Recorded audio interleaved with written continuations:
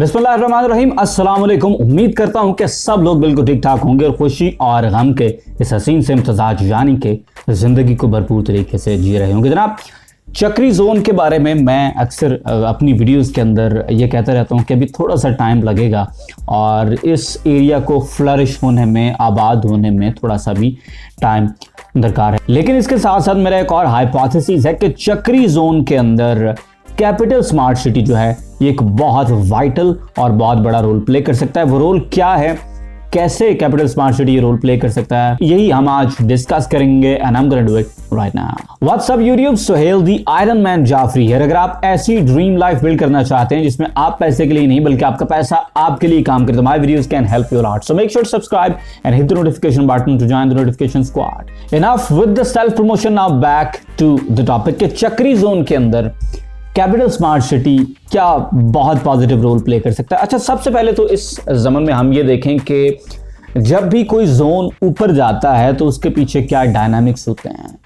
मेरे ख्याल से सबसे पहले बेंचमार्किंग होती है। कोई ना कोई एक प्रोजेक्ट ऐसा होता है जो बाकी सारे प्रोजेक्ट्स में से निकल के सामने आता है और वो प्रोजेक्ट जो है वो एक मिनिमम बार, एक मिनिमम लेवल सेट कर देता है और आप यूँ समझें कि हर नए आने वाले प्रोजेक्ट को उस प्रोजेक्ट के साथ फिर कंपेयर किया जाता है और प्राइस कंपैरिजंस उन प्रोजेक्ट्स के आपस में किए जाते हैं। बिल्कुल ऐसा नहीं होता कि जो प्रोजेक्ट पहले बेंचमार्क सेट कर देता है तो नए प्रोजेक्ट उससे फिर आगे नहीं निकल सकते, ऐसा बिल्कुल नहीं होता। कभी कभार नए आने वाले प्रोजेक्ट्स जो हैं वो उन पहले प्रोजेक्ट्स को पीछे छोड़कर अपना एक बेंचमार्क भी सेट कर लेते हैं, ये भी इवन होता है। लेकिन रूल ऑफ थंब के लिए सबसे पहले एक प्रोजेक्ट को एज अ बेंचमार्क जो है वो सेट होना होता है। मेरे ख्याल से वैसे कैपिटल स्मार्ट सिटी के अंदर ये पोटेंशियल ऑन पेपर जब हम इस प्रोजेक्ट को देखते हैं तो यकीनन ये मौजूद है पोटेंशियल, क्योंकि आप देखें कि ये इस एरिया में एक ऐसा प्रोजेक्ट है जिनके पास इंटरचेंज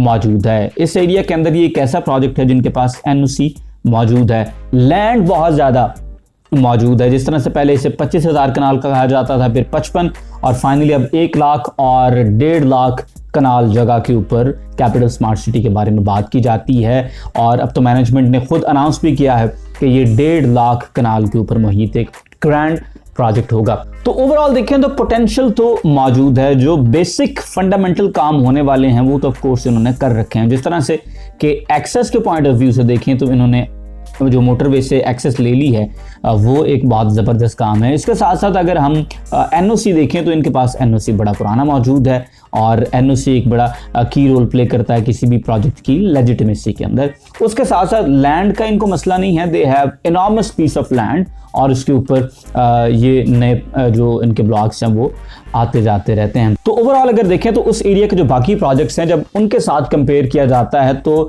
लीप्स अहेड दिखाई देता है आपको capital smart city. For example उस एरिया के अंदर एक और बड़ा प्रोजेक्ट जो है वो of course blue world city है और ब्लू वर्ल्ड सिटी का फिलहाल तो एनओसी का जो प्रॉब्लम है वो सबके सामने है और फिल वक्त वो मौके पे काफ़ी काम ज़रूर कर रहे हैं लेकिन मार्केट वर्थ जो है उनके फाइल्स की, उनके प्लॉट्स की वो उस तरह से नहीं बन पा रही। ऑफ कोर्स उसमें एनओसी का एक बहुत बड़ा रोल है। अगर हम ज़रा फतेहजंग वाली साइड पर, तरनौल फतेहजंग वाली साइड पर देखें तो हमारे सामने जो F-17 है, जो टेली गार्डन्स और TNT हैं, आप देखें कि वो प्रोजेक्ट जो हैं उनकी सक्सेस ने ओवरऑल फैसल टाउन के जो सक्सेस है उसके अंदर ऑफ कोर्स अपना एक रोल प्ले किया, क्योंकि दो प्रोजेक्ट्स जब सिमिलर किस्म के डेवलपर्स बना रहे हों और दोनों उसी तरह से सक्सेसफुल हों, फंडामेंटल्स दोनों के राइट हों, तो लोग फिर कंपेयर करते हैं कि यार अगर एक जगह पर उन्हें प्लॉट महंगा मिल रहा है लेकिन दूसरी जगह पर वही ऑलमोस्ट सेम एरिया है, सेम सिमिलर एमिनिटीज़ के साथ है और वहाँ पर आपको प्लॉट सस्ता मिल रहा है, तो ऑफ कोर्स फिर लोग सस्ते एरिया की तरफ जाते हैं। और जिस तरह से ज़्यादा लोग जाते हैं क्योंकि डिमांड बढ़ जाती है, सप्लाई लिमिटेड होती है, तो फिर जो दूसरा प्रोजेक्ट होता है जो उस वक्त अंडर वैल्यूड, अंडर प्राइस्ड होता है, उसकी प्राइस भी बेहतर होना शुरू हो जाती है। तो कैपिटल स्मार्ट सिटी जो है आप देखें कि ये 22-24 लाख रुपए के अंदर प्लॉट्स दे रहे हैं और 20 लाख प्लस के अंदर इनके प्लॉट्स हैं, तो ये उस प्राइस की एक बार को ज़रूर उस एरिया के अंदर सेट कर सकते हैं।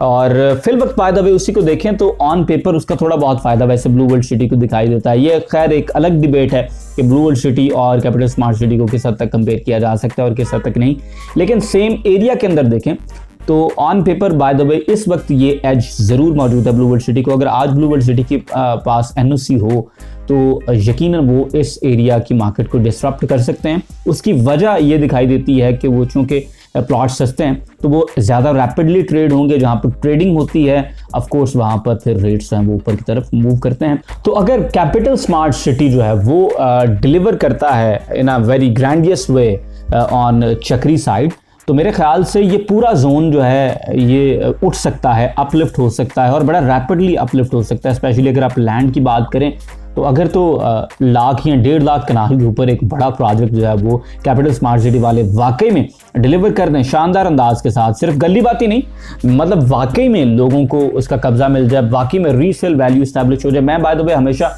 रीसेल वैल्यू जो है उसको ट्रुथ समझता हूँ। तो अगर रीसेल वैल्यू स्टैब्लिश हो जाती है तो मेरे ख्याल से ये पूरा जोन अपलिफ्ट होगा और इस जोन के जो बाकी प्रोजेक्ट्स हैं वो भी ऑफ कोर्स इससे फायदा उठाएंगे। क्योंकि होगा ये कि कैपिटल स्मार्ट सिटी जब डिलीवर कर रहा होगा, जब रीसेल वैल्यू अच्छी स्टैब्लिश हो जाएगी तो फिर ट्रेडिंग होती है, फिर एक बंदा बेच रहा होता है, दूसरा खरीद रहा होता है, फिर दूसरा बेचता है, फिर तीसरा खरीदता है। इस ट्रेड के दौरान जो है वो रेट्स बढ़ते हैं। अगर हमने अभी कोई चीज़ शुरू करें 20 लाख रुपए से और हम सिर्फ 25,000 रुपए के मार्जिन के साथ उस चीज़ को ट्रेड करते रहें तो थोड़े ही टाइम के अंदर हम उसे 25, 26 और 30 लाख प्लस में ले जाएंगे। क्योंकि ट्रेड हो रही है, रीसेल वैल्यू एस्टैब्लिश है, लोग लेना चाहते हैं चीज़ क्योंकि उन्हें फ़ायदा दिख रहा है, उन्हें लगता है कि वो इसको प्रॉफिट के अंदर सेल कर सकते हैं। तो अगर तो रीसेल वैल्यू जो है वो कैपिटल स्मार्ट सिटी में एस्टैब्लिश हो और लोग ट्रेड करें तो उससे इसकी प्राइस ऊपर चली जाएगी। और जो बाकी एरिया के जो प्रोजेक्ट्स हैं वो ऑलरेडी इससे आधी प्राइस के ऊपर हैं। तो ऑफ कोर्स अगर उन प्रोजेक्ट्स के पास एनओसी हो तो फिर लोगों का रुझान उन प्रोजेक्ट्स की तरफ भी होगा और इवेंचुअली बाकी प्रोजेक्ट्स जो हैं वो भी इससे बेनिफिट करेंगे। ये रोल ब्लू वर्ल्ड सिटी क्यों नहीं प्ले कर सकता, ये रोल कोई और सोसाइटी क्यों नहीं प्ले कर सकती? मेरे ख्याल से सबसे पहला रीज़न तो एनओसी का है, क्योंकि एनओसी के होने से सोसाइटी लेजिटिमेट हो जाती है और इसके जो लीगल इश्यूज हैं वो सॉल्व हो जाते हैं। तो ये as of course capital smart city के पास अवेलेबल है। दूसरा एज मेरे ख्याल से ये है कि इनके पास जगह बहुत ज़्यादा है। तो अगर एक इतना बड़ा प्रोजेक्ट जो है वो बेंचमार्क बनता है और उसके रेट्स बहुत ऊपर चले जाते हैं तो मेरे ख्याल से फिर बाकी सोसाइटीज़ हैं उनको बहुत फ़ायदा होगा। अगर छोटा प्रोजेक्ट है वो जल्दी ख़त्म हो जाता है। आप ये समझें प्रोजेक्ट जितना बड़ा होता है तो उसको ख़त्म होते होते होते इतना टाइम लगता है कि उसके रेट्स जो हैं वो फिर ट्रेड होते होते होते बहुत ऊपर निकल जाते हैं। तो ये कुछ एडवांटेजेस हैं और मेरे ख्याल से अगर कैपिटल स्मार्ट सिटी जो है वो थोड़ा स्टेप फॉरवर्ड आए और इस एरिया के अंदर डिलीवर करे तो जो ओवरऑल कंसर्न्स रहते हैं चक्री के एरिया के अंदर मेरे ख्याल से वो काफ़ी हद तक रिजॉल्व हो सकते हैं और इस एरिया के अंदर कैपिटल स्मार्ट सिटी बहुत अहम रोल प्ले कर सकता है। एक चीज़ जो कैपिटल स्मार्ट सिटी को मेरे ख्याल से देखना होगी इस बेंचमार्क बनने के लिए वो ये है कि ये जो इनका एक स्टाइल बन गया है कि बिगर इज ऑलवेज बेटर, इसको ज़रा छोड़ना होगा और they would have to see कि यार before we reach the maximum size let's reach the maximum potential. तो जब ये अपने मैक्सिमम पोटेंशियल पे पहुंचेंगे तो ऑफ कोर्स इनके इन्वेस्टर को भी फायदा होगा। तो उसके साथ साथ क्योंकि पूरा एरिया ही अपलिफ्ट हो जाएगा तो फिर बाकी जो दूसरे प्रोजेक्ट्स हैं उनको भी बहुत ज़्यादा फायदा होगा, वो चाहे छोटा प्रोजेक्ट हो कोई या कोई बड़ा प्रोजेक्ट हो। क्योंकि जब डिस्पैरिटी आती है, एक बड़ा डिफरेंस आता है दो प्रोजेक्ट जो कि ऑलमोस्ट आसपास हों और उसमें अगर आपको सस्ती चीज़ किसी और प्रोजेक्ट में मिल रही हो, चाहे उसमें कुछ एमिनिटीज़ कम भी हों, चाहे कुछ चीज़ें लैक भी करती हों, लेकिन लोगों का फिर रुझान बन जाता है। वो कहते हैं यार है तो ये दिन नेड़े ना, क्योंकि यहाँ पर लेट से 50 लाख का प्लॉट है और मुझे यहाँ आसपास जो है वो प्लॉट थोड़ा सस्ता मिल रहा है, लेकिन इलाका अब आबाद हो गया है और एरिया जो है वो रिहाइश के काबिल है और अब पहुँच में चीज़ सिर्फ ये है। तो लोग अक्सर फिर उस तरह की छोटी सोसाइटीज़, छोटे प्रोजेक्ट्स की तरफ भी चले जाते हैं। तो ये थी जनाब हमारी आज की वीडियो के कैपिटल स्मार्ट सिटी मेरे ख्याल से चक्री वाले पूरे एरिया के अंदर किस तरह से एक बेंचमार्क सेट कर सकता है और पूरे एरिया को अपलिफ्ट कर सकता है एज इन्वेस्टमेंट भी और रेजिडेंस के पॉइंट ऑफ व्यू के साथ भी। किसी बात के साथ अग्री करते हैं तो मुझे कमेंट सेक्शन में जरूर बताएं, किसी बात के साथ डिसएग्री करते हैं तो मुझे कमेंट सेक्शन में जरूर बताएं। डिसएग्रीमेंट वाला वैसे आप लाजमी बताते हैं। I like that a lot. Video पसंद आई तो लाइक करें, शेयर करें एंड इंशाल्लाह I will see you in the next one. Till then अल्लाह हाफिज।